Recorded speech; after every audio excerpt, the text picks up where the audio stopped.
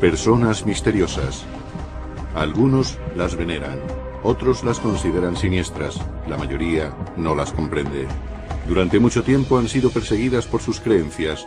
Decenas de miles fueron torturadas y ejecutadas. Son brujas.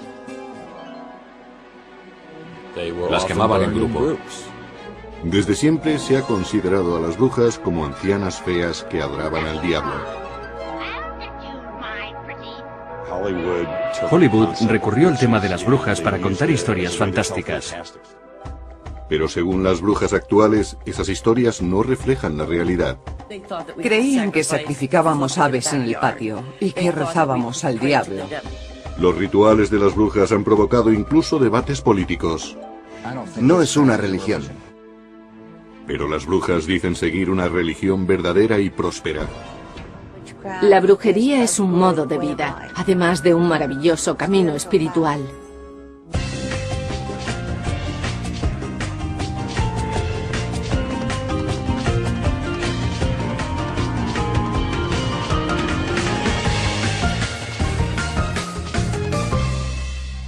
Brujas. Se encuentran en todas las clases sociales y en las culturas de todo el mundo.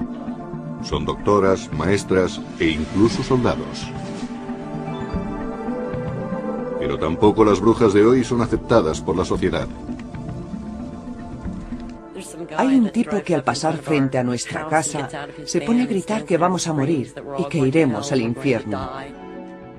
Silver Ravenwolf, de Harrisburg, Pensilvania, es esposa, madre y una escritora de éxito.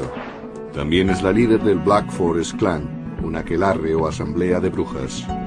Este grupo cuenta con 800 miembros repartidos por todo el país. Silver asegura que la brujería ha existido en su familia durante siglos. Bruja y brujería son conceptos de los que me siento muy orgullosa. Considero que es un honor formar parte de ello. Es lo que hicieron mis antepasados.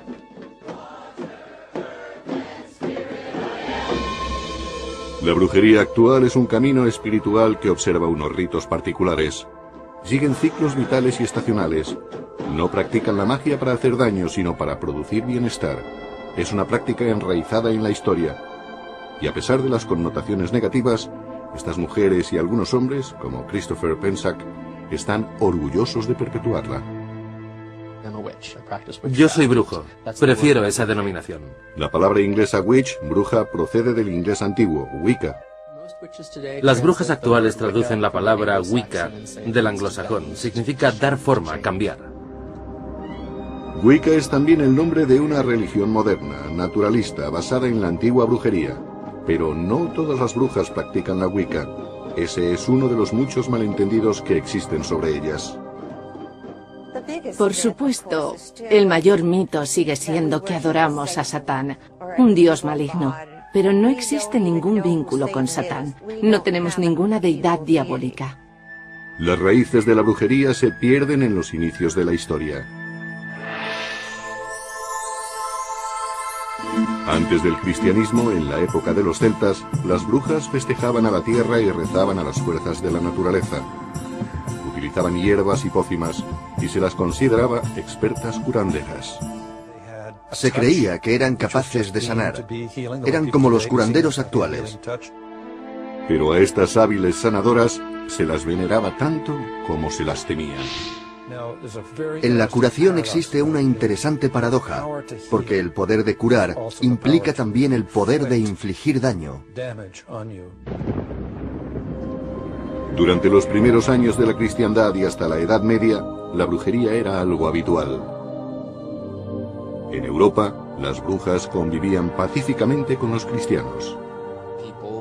Si tienes un hijo muy enfermo y alguien dice que puede curarle con métodos sobrenaturales, no le vas a hacer muchas preguntas sobre sus credenciales.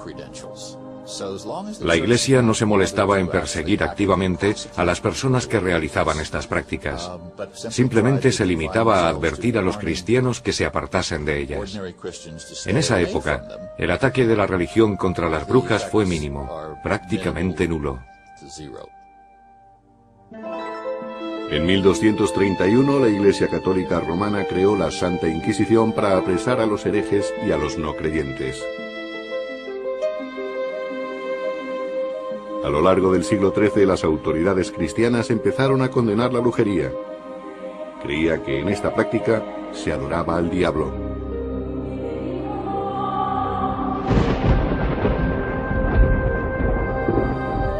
En 1320, el Papa Juan XXII amplió las atribuciones de la Inquisición para que se incluyese la persecución de las brujas.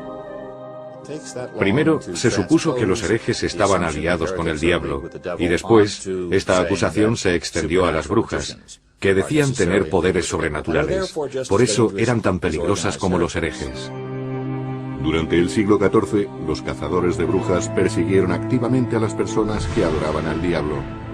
Miles de mujeres fueron ahorcadas o quemadas en la hoguera. En 1486, dos monjes dominicos publicaron en Malleus Maleficarum, el martillo de las brujas.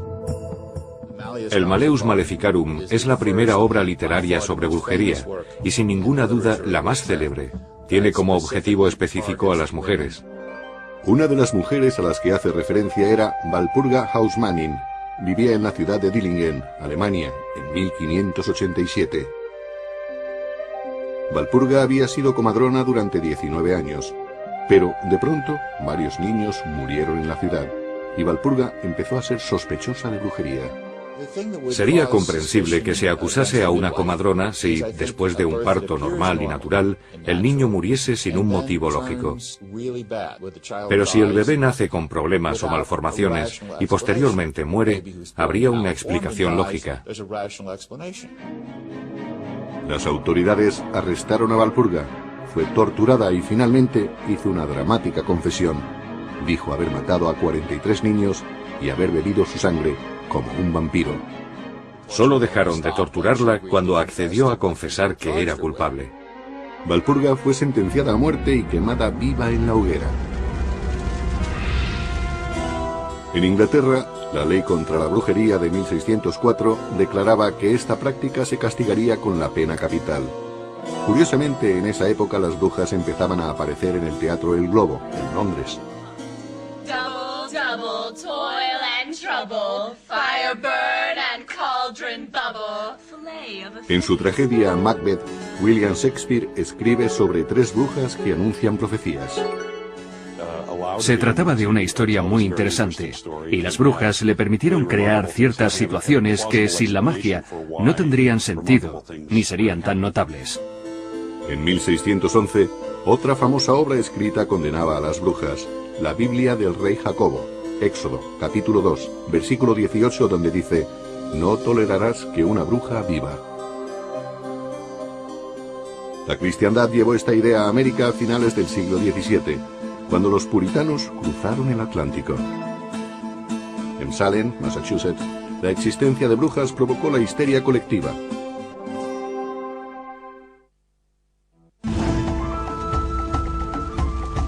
Desde los tiempos más remotos hasta la actualidad, la palabra bruja ha estado asociada a las fuerzas del mal.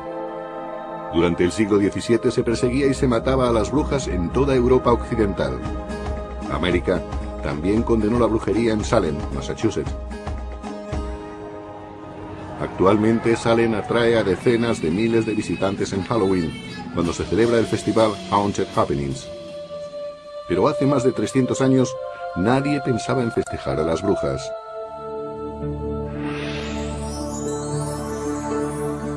Los puritanos se marcharon de Europa porque la Iglesia de Inglaterra los había decepcionado. En 1620 llegaron con los peregrinos a la América colonial. Querían crear una iglesia mejor. La Iglesia de Inglaterra estaba comprometida con dos religiones. Era medio católica y medio protestante. El significado más simple de la palabra puritano es completamente protestante. Los puritanos se establecieron en Salem, Massachusetts. Salem estaba dividida en dos comunidades: Salem Town, cerca de la bahía de Massachusetts, y Salem Village, varios kilómetros tierra adentro. Salem Village era una comunidad agraria del interior, mientras que Salem Town era una ciudad comercial más sofisticada. Salem Village tenía su propia parroquia dirigida por el reverendo Manuel Parris. Su esposa Elizabeth estaba enferma muy a menudo. Vivían con sus 2 hijas, un hijo y una sobrina. Fue en el interior de su modesta casa donde comenzó el problema de las brujas de Salem. Era el invierno de 1692.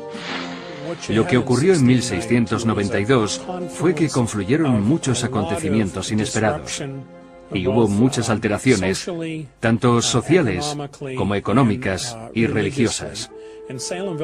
En aquella época, Salem Village era una sociedad fragmentada y algo malo estaba a punto de ocurrir. El reverendo Parrish dejaba con frecuencia a su hija Betty de 9 años y a su sobrina Abigail de 11 al cuidado de la esclava de la familia, Tituba. Era una india arawak del Caribe, una mujer negra que el reverendo Parrish había traído de Barbados. Tituba contaba a las 2 niñas fantásticas historias de su vida en Barbados y les hablaba de magia y vudú. Era un secreto demasiado interesante y enseguida llegó a las otras chicas del pueblo que se unieron al trío mágico. Las chicas adivinaban el futuro echando clara de huevo en un recipiente con agua y observando las formas. Por supuesto, esto iba contra las creencias puritanas. Poco después, Betty y Abigail empezaron a comportarse de un modo extraño. Tenían ataques epilépticos y entraban en trance. El médico del pueblo no encontró una explicación física y su diagnóstico fue obra de brujería. Esta conclusión confirmaba las creencias de los puritanos. Los espíritus poblaban una vasta realidad invisible. Al poco tiempo, más chicas resultaron afectadas. En lugar de separar a las niñas, dejaron que permanecieran juntas. Y esa medida es perjudicial. Provoca una reacción en cadena. Si una se comporta de cierto modo, las otras la imitan. Para el reverendo Parrish, el diablo había llegado a Salem. Entonces exigió a Abigail y a Betty que le dijeran quién las había hechizado y sus dedos apuntaron a Tituba. El 29 de febrero de 1692, los magistrados de Salem imputaron a Tituba el delito civil de brujería. Ella lo negó, pero después hizo algo que aterrorizó a los habitantes de esta ciudad. Confesó. La situación tomó un cariz muy distinto. ¿Por qué dijo aquello? Tal vez el reverendo Parrish la obligó. O quizás ella pensó que era la única forma de escapar de la horca. Todo el mundo tiene algún pecado secreto. Y la culpa provoca una presión enorme que te fuerza a liberarte sacándolo a la luz. Una parte importante de cualquier confesión era delatar a otros. Tituba acusó a otras 2 mujeres, Sarah Osborne y Sarah Good. La idea de que existían más brujas en el pueblo provocó la histeria colectiva y más acusaciones. Se señaló a algunos hombres, pero la mayoría eran mujeres. Las ideas patriarcales sostenían que las mujeres eran criaturas irracionales y por tanto capaces de aliarse con el diablo. Mucha gente temía que las autoridades llamaran a su puerta. Los acusados eran conducidos a la casa de juntas para comparecer ante los magistrados. Les preguntaban, ¿has firmado un pacto con el diablo? Entonces rechazas el cristianismo. ¿Has ido al bosque a recibir un bautismo alternativo? El mayor reto de los magistrados era encontrar pruebas que delatasen a las brujas. A veces, una comadrona examinaba el cuerpo de la mujer buscando la marca del diablo. Las hacían quitarse la ropa y eso para una mujer puritana era humillante. Lo más curioso es que en muchas ocasiones las comadronas encontraban esa marca. Otra prueba se basaba en el agua. Se suponía que el agua era pura y por tanto rechazaría a las brujas. Si la mujer flotaba, era culpable. Si se hundía, era inocente. En el verano de 1692, casi 200 mujeres y hombres fueron acusados de brujería en Salem y las ciudades próximas. El 2 de junio fue juzgada la primera mujer, una tabernera llamada Bridget Bishop. En el proceso se aportaron muchas pruebas contra ella. La mayoría hoy resultarían ridículas. Algunos hombres declararon que se les había aparecido por la noche y que se había acercado a ellos. Este tipo de testimonios, basados en sueños o visiones, se llamaban pruebas espectrales. Según estas pruebas, el diablo es capaz de tomar la forma de una persona. Entonces, esa persona se te puede acercar como una visión o alucinación y hacerte algo malo. Por tanto, el diablo podía entrar en el cuerpo de cualquiera. Bridget Bishop fue declarada culpable. Murió en la horca el 10 de junio de 1692. Fue la primera. Un mes más tarde, el 19 de julio, Sarah Good corrió la misma suerte. En otoño continuaron las ejecuciones, hasta que el gobernador de Massachusetts, William Phips, intervino. Le preocupaba que la gente estuviese siendo acusada falsamente. En octubre, el gobernador Phips hizo una declaración que fue decisiva. Detengo todos los procesos. Ordeno detener los procesos hasta que tengamos claros los criterios para decidir quién es realmente una bruja y quién no. Por entonces ya habían ahorcado a 19 personas, 14 mujeres y 5 hombres. Un hombre fue literalmente aplastado hasta la muerte bajo una tabla que sostenía pesadas piedras. Al menos 5 personas murieron en prisión mientras esperaban el juicio. Chichuba fue liberada y vendida a otra familia. 5 años más tarde, en enero de 1697, más de una docena de personas admitieron haber declarado en falso.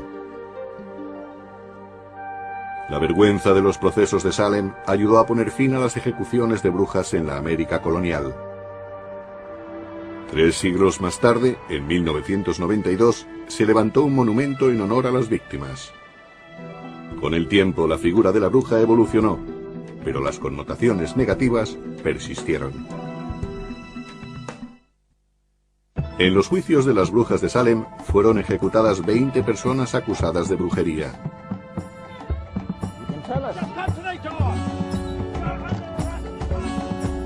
En Salem, la histeria que condujo a acusaciones y ejecuciones erróneas provocó la vergüenza de la ciudad, y eso logró acabar con las persecuciones.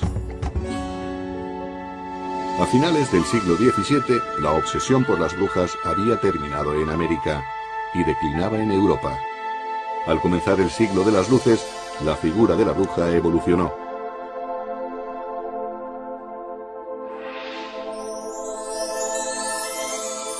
El siglo XVIII trajo la fascinación por la ciencia y la razón. Creer en conjuros y en brujas voladoras resultaba ridículo en esta época. En el siglo XVIII, las autoridades declararon finalmente que la brujería era imposible. Fue un intento para convencer a la gente de que debían dejar de temer a las brujas. En Gran Bretaña se hizo patente este cambio. La ley contra la brujería, que había hecho de esta práctica un delito capital, fue abolida en 1736. Según la ley rectificada, una persona que intentase hacer conjuros sería multada o encarcelada por estafa. En Alemania, la última ejecución de una bruja se realizó en 1775 y en Suiza en 1782. Los historiadores calculan que a finales del siglo XVIII al menos 50.000 personas habían sido ejecutadas por brujería. El 80% eran mujeres. En el siglo XIX, las clases cultas consideraban a las brujas objeto de burla. Ya no las veían como personas que volaban, que cocían bebés en tinajas y que realizaban rituales en reuniones nocturnas. Ahora eran criaturas ridículas con viejos sombreros puntiagudos. La literatura infantil presentaba a las brujas como viejas mentalmente enfermas. Pero todavía seguían siendo seres inquietantes, especialmente en Halloween. Halloween es una evolución de la antigua festividad celta de Samhain, en la que se celebra el final de la cosecha y se honraba a los muertos. El folclore la convirtió en una fiesta basada en el terror y se incluyó la figura de la bruja malvada. El personaje de la bruja malvada con la cara verde se hizo muy popular, tanto que llegó hasta el siglo XX. Hollywood utilizó esta imagen para retratar a la terrible bruja del oeste en El Mago de Oz. La cara verde, el vestido negro y la risa amenazadora de Margaret Hamilton componían el epítome del mal. I'll get you, my pretty, and your little dog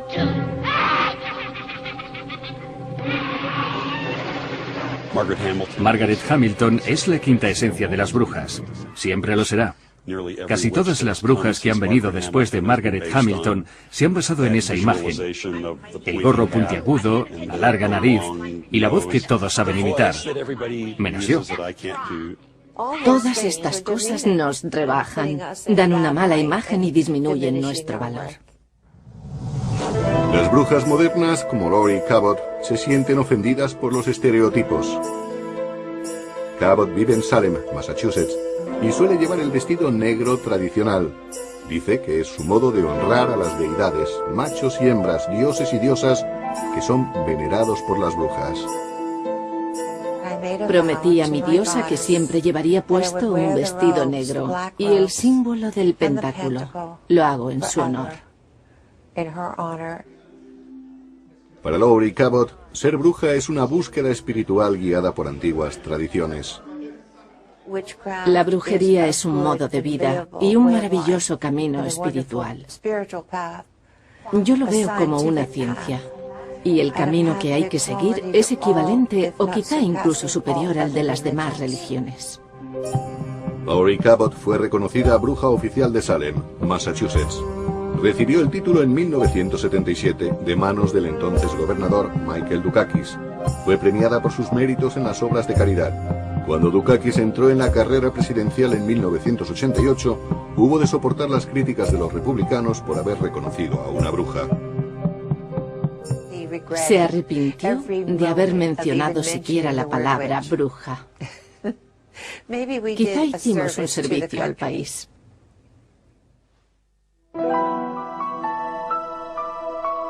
Laurie Cabot nació en 1933 en Wewoka, Oklahoma, y asegura que mostraba un don especial desde pequeña. Yo predecía cosas, veía lo que iba a ocurrir. Y mi padre siempre decía, tiene que haber una ciencia detrás de esto. Por eso empezamos a buscar y a investigar en bibliotecas. Cuando Laurie tenía 11 años, su familia se trasladó a Boston.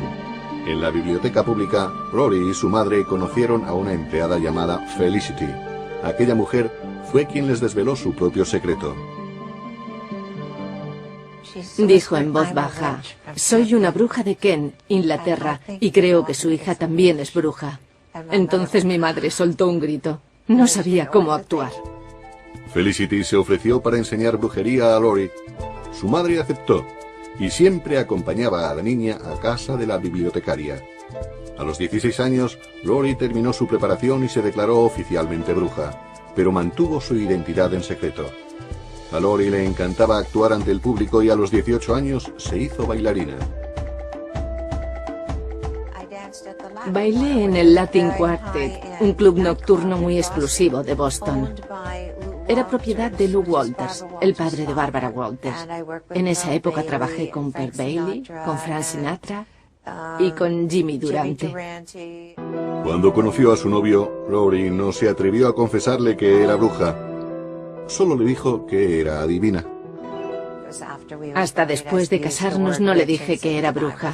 Para entonces ya nos sentíamos muy bien el uno con el otro, y él se encontraba cómodo con mis habilidades adivinatorias. En 1965, Laurie tenía 2 hijas, Jodie y Penny. Y además de cumplir con las tareas de ama de casa y de madre, seguía practicando la brujería. Después de casarme practicaba magia meditando, sanando, manteniendo mi ecuanimidad, curando a mis hijas y también enseñándolas. En 1969, los Cabot se mudaron a Salem, Massachusetts. Laurie se sentía más a gusto viviendo abiertamente como bruja. Yo también salí del armario, del de las escobas. Fue extraordinario. Pero no todos aceptaron que una bruja viviera en Salem. Las brujas modernas, como Laurie Cabot, luchan contra el prejuicio de que sus prácticas son perjudiciales.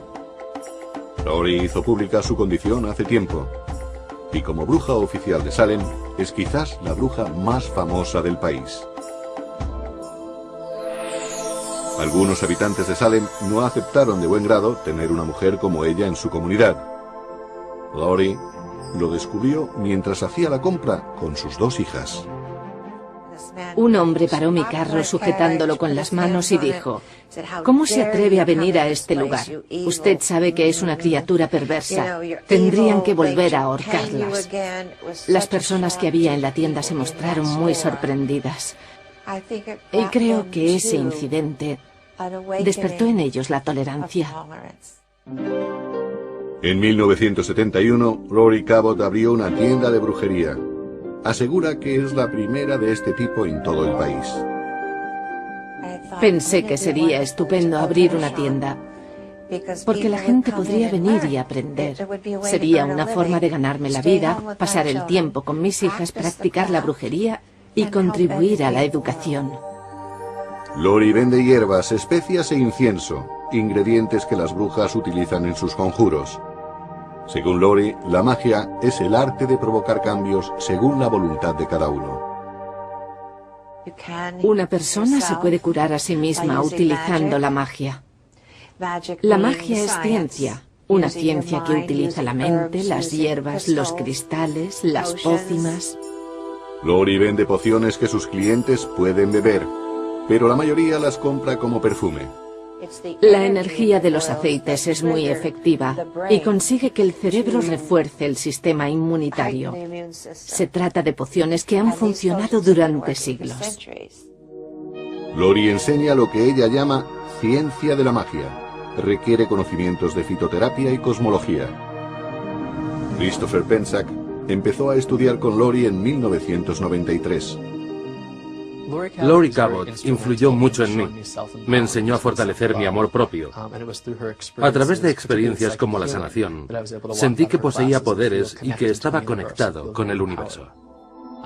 Apelo a la gran diosa, que reside en los cielos sobre nosotros.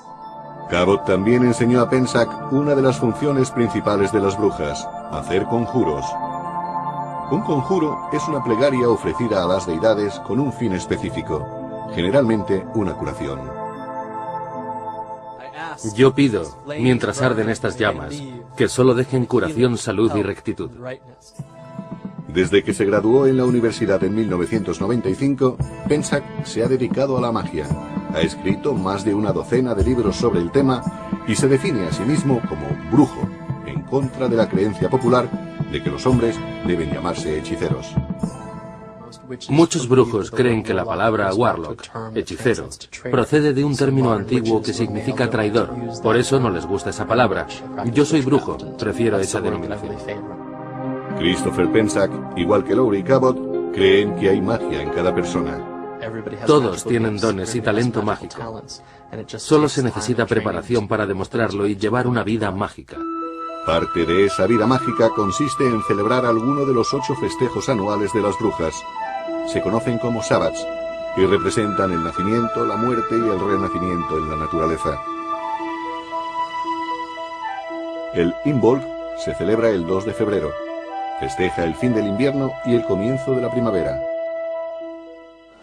Cuando termina el invierno, todavía se nota una sensación de frío en el aire, pero el sol empieza a volver a la tierra y en eso nos fijamos nosotros. Estamos aquí para sanar la tierra, para curarnos a nosotros mismos, para traer equilibrio y bondad que reemplacen el mal del mundo. Con este círculo trazo un espacio sagrado para nosotros. El círculo se ha completado. Estamos celebrando el Imbolc, dedicado a la diosa Brígida. Ella va a dar a luz al sol que traerá la primavera. Son los nuevos comienzos.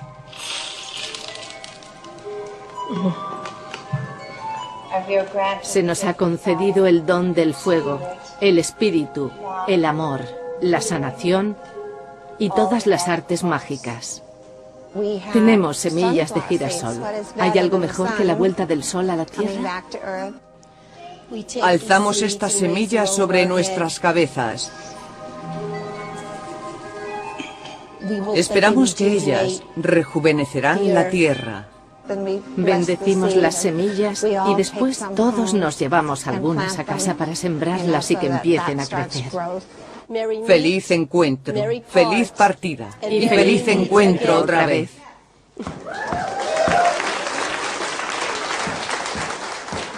Con la celebración del Imbolc y la llegada de la primavera, Laurie tiene una sensación de renacimiento y de renovado equilibrio. Han recibido de los 4 elementos y del espíritu la energía que las acompañará en su vida cotidiana en todo lo que hagan. Pero no todas las brujas pueden manifestar tan abiertamente su condición. Ante las amenazas externas, algunas se ven obligadas a ocultar su identidad. Las brujas llevan más de 2000 años haciendo rituales de sanación, y muchas brujas actuales continúan esa práctica. A veces se agrupan en círculos para curar a alguien, o para honrar a sus antepasados.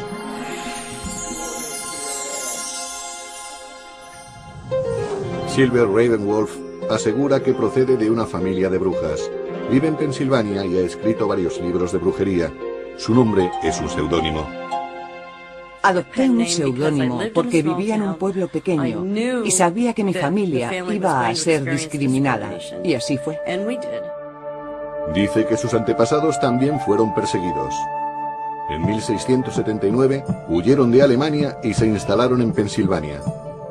Pero se llevaron con ellos sus conocimientos y su capacidad de curación por la fe. Según Silver, estos antiguos cánticos datan del siglo XIV.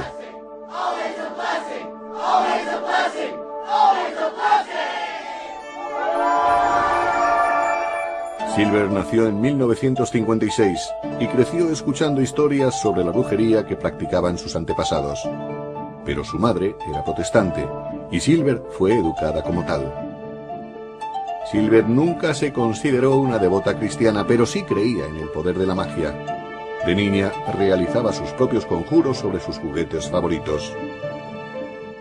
Utilizaba una muñeca para exponer mis deseos y siempre se cumplían. Me asusté muchísimo. Embrujada, la popular serie televisiva de los años 60, influyó mucho en Silver. Yo quería ser Samantha. Quería mover la nariz y que la casa quedase limpia. Desde luego, Elizabeth Montgomery era una mujer muy atractiva. No tenía el aspecto que suelen tener las brujas. Es el que estamos tan acostumbrados. La serie trataba de una persona que intentaba salir adelante en un mundo muy diferente al de los demás.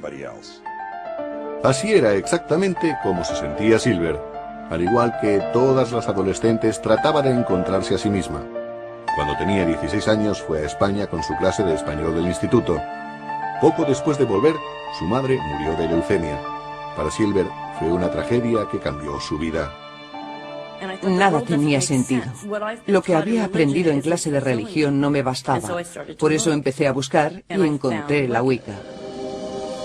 La Wicca es una religión basada en la naturaleza que se centra en los 4 elementos: tierra, aire, fuego y agua.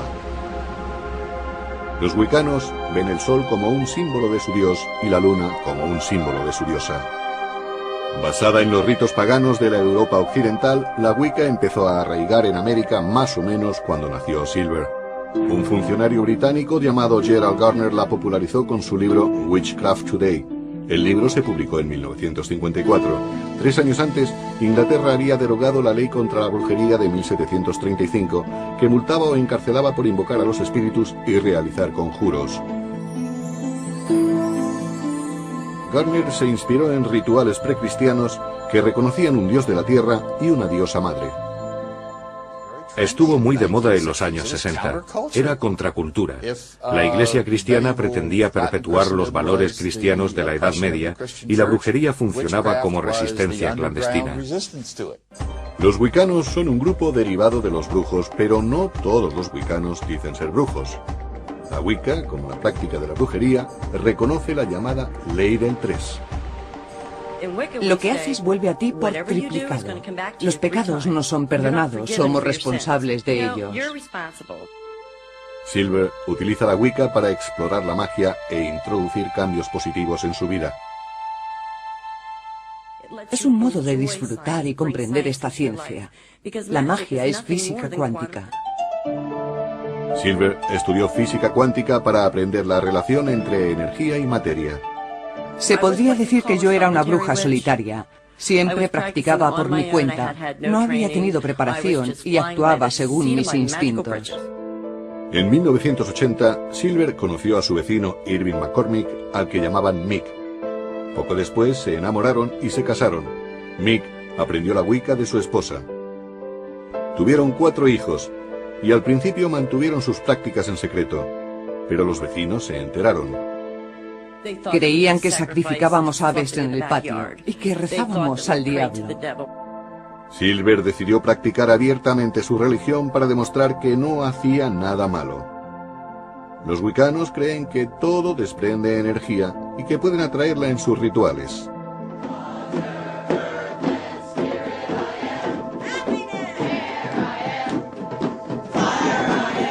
Silver empezó a dedicar todo su tiempo a la brujería y escribió un libro para principiantes. En 1993 publicó Montarse en una escoba de plata. Fue todo un éxito. Silver Ravenwolf es la líder del Black Forest Clan, un grupo de brujas con sus mismas creencias. Estamos muy unidas. Cuanto mayor es el número de personas, mayor es el poder que se ejerce. Estamos pidiendo a las energías de la Tierra que vengan a ayudarnos y que nos guíen en nuestras prácticas. Así podremos completar el ritual. Silver emplea la magia de sus antepasados para realizar conjuros de sanación. Hay que susurrar unos cánticos que nadie puede oír. Ni siquiera la persona a la que ayudas debe oírlos. Yo rezo concretamente por mi madre.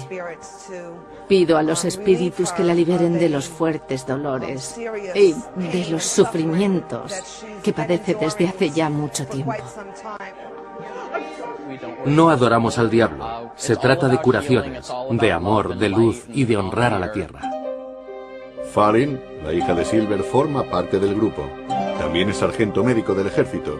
Y a sus 25 años dice que ha sufrido discriminación por ser bruja. No es que el ejército trate mal a las brujas, pero siempre encuentras personas que no son capaces de tolerar ni de admitir que existen cosas diferentes a ellos. Una mujer viuda, seguidora de la Wicca, sí ha declarado que el ejército la trató injustamente. Su campaña por la libertad de religión llamó la atención de George Bush y de los medios. Con el paso de los siglos, la percepción y el tratamiento de la brujería han sufrido una evolución espectacular. Veneradas primero y perseguidas después, han logrado poco a poco ser aceptadas por la sociedad. Pero aún sufren la discriminación, como pudo comprobar Roberta Stewart. La Wicca fue reconocida como religión legal por el capellán castrense de Estados Unidos en el año 1978. Pero en 1999, el gobernador de Texas, George Bush, declaró que no creía en la brujería. Habló en contra de esa práctica en televisión y dijo oponerse a que el ejército permitiese rituales wiccanos en Fort Hood, cerca de Austin, Texas. Respeto la libertad de opinión, pero creo que el movimiento Wicca ha llegado demasiado lejos en terrenos del gobierno. Yo no creo que la brujería sea una religión. Esto molestó a los wiccanos como Roberta Stewart. Su marido Patrick, también wicano, servía entonces en el ejército de Estados Unidos. Me dolió como abogada y como esposa. ¿Cómo se puede menospreciar una creencia y a una persona? El 25 de septiembre de 2005, Patrick Stewart y otros 4 miembros de la tripulación volaban en una misión rutinaria en Afganistán. Cuando volvían a la base, una granada autopropulsada derribó su helicóptero. Los 5 hombres murieron. Tras la muerte de Patrick, Roberta recibió otra dolorosa noticia. El VA, el Departamento de Asuntos de los Veteranos, no permitió que se grabase el pentáculo, símbolo de la Wicca, en la lápida de su marido. Fue un duro golpe. Me dijeron que debido a nuestra fe, no se había grabado ninguna inscripción en su lápida. No podían poner el pentáculo. Entonces me eché a llorar. Aunque el ejército reconocía la Wicca como religión legal, El Departamento de Asuntos de los Veteranos tenía su propia escala de valores y no grabaría el símbolo de esa religión en una lápida. Roberta supo que los wicanos luchaban por aquel derecho desde 1997. No iba a permitir que deshonrasen a mi marido y el amor que compartíamos. Así que seguí luchando.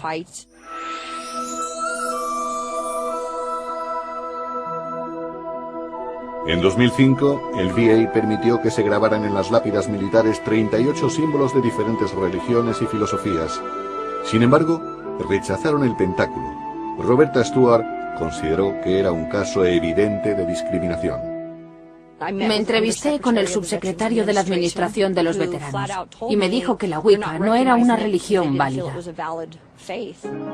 En 2006, Roberta consultó el caso con los funcionarios del estado de Nevada. Determinaron que, puesto que la tumba se encontraba en un cementerio estatal, el gobierno de Nevada tenía jurisdicción sobre ella. El 19 de noviembre de 2006, Roberta Stewart consiguió lo que deseaba. El pentáculo fue grabado en la lápida de Patrick en el cementerio de veteranos de Fernley. Me di cuenta de que no podía detenerme allí. No bastaba con que Patrick tuviese su inscripción. Era un derecho de todos los soldados wicanos. Roberta Stewart ingresó en el grupo wicano Santuario del Círculo y demandó al VA. El 23 de abril de 2007, el Departamento de Asuntos de los Veteranos decidió permitir el pentáculo en las lápidas. La historia tuvo tal repercusión mediática que Roberta recibió una llamada del presidente Bush. Se disculpó por todo lo que había ocurrido y me pidió que entendiera que él nunca habría negado a un soldado su libertad religiosa. Para mí, aquello zanjó el asunto. Roberta Stewart reafirmó la libertad religiosa de todos los wicanos y brujos que sirven en el ejército de Estados Unidos. Todo se lo debemos a aquella lápida y a aquellos soldados que murieron por nosotros. Su contribución no solo ayudó a nuestro país, sino también a nuestra fe. Y ha sido una ayuda realmente inestimable. Perdón. Me siento mejor si pienso que no solo murió por su país, sino que murió por una causa que ayudó a nuestra fe. Aunque ahora se comprende y se acepta mejor a las brujas, la cultura popular sigue mostrando cierto recelo. En 1999, la película El proyecto de la bruja de Blair retrataba a las brujas como seres terroríficos. En el proyecto de la bruja de Blair nunca se ve a la bruja. En realidad, solo se ven movimientos de la cámara. Lo que impacta en esa película es el miedo a lo desconocido. La serie de televisión Embrujadas muestra a unas mujeres muy independientes que resultan ser brujas. Aaron Spelling le dio un matiz diferente. Creó brujas buenas y muy hermosas e incluyó tramas amorosas. Pero muchas brujas se sienten incomprendidas. Ese es el tema central del musical de Broadway, Wicked. Ninguna de las brujas es realmente malvada. Solo hay una que está un poco desencaminada. Elphaba busca amor y comprensión porque es verde, en un mundo donde nadie más es verde. Los antiguos mitos nos han dejado la imagen de una bruja pintada de verde, pero los que ahora practican la brujería dicen que la bruja mala ha muerto. No es necesario hacer el mal ni perjudicar a nadie para lograr que ciertas cosas se corrijan o sucedan. Se puede neutralizar el daño y podemos protegernos. Pero ¿por qué íbamos a hacer el mal? Las brujas actuales reivindican que el término bruja evoque algo positivo. Ser bruja me da fuerza, hace que me sienta bien y es algo que me llena de energía. Realmente me siento capaz de cualquier cosa. La brujería es una tradición sagrada y quiero imaginar que está volviendo a formar parte de la sociedad. No es algo que deba asociarse con el mal. La gente debe entender que la magia es algo serio y real. Podemos mejorar la humanidad, cambiar el mundo, curar a las personas y sanar la tierra recurriendo a la práctica de la brujería.